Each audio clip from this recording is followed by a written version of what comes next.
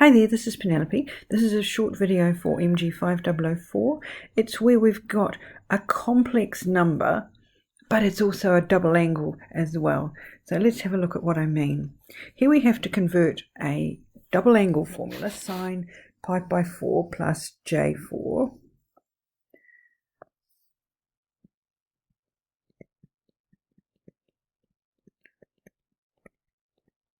into both rectangular and polar forms. Now, the thing here to remember or to recognize is that this is the same as sine A plus B. That's all it is. It's sine of something plus something. And you can look that up and you'll see that it was sine A cos B plus sine B cos A. So it's just one of the formulas you've got, or you should know that you've got at your disposal. So let's now go back and fill that in.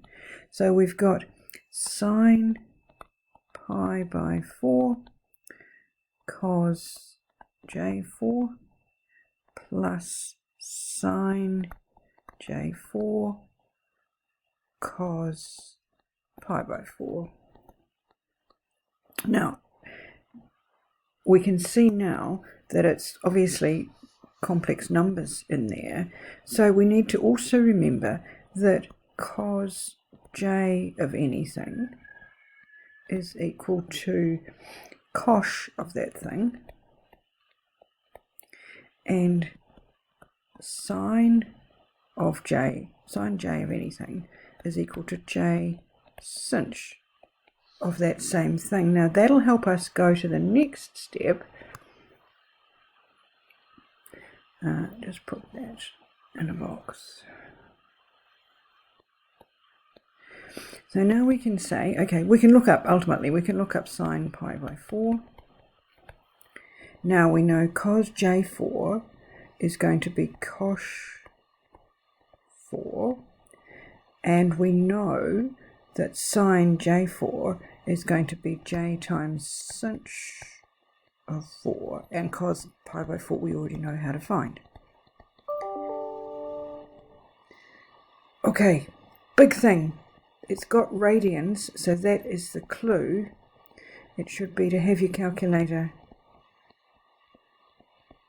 in radians.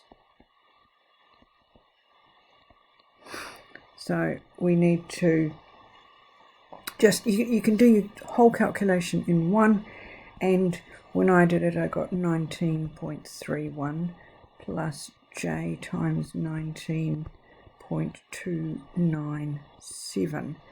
Now the question asks you now to go and put that into polar form. So just using your calculators for that, you've got that R is equal to 27. Now normally I would say yes, don't approximate it, but the numbers are a bit crazy anyway, so it's not going to be a nice number. So 27.3 would be close enough, and then the angle would be, remembering your calculators in radians. Now that's not terribly good maths, that you've got one to decimal place and the other number to 3, doesn't matter. That's just giving you a rough idea of the answers. Okay, thanks.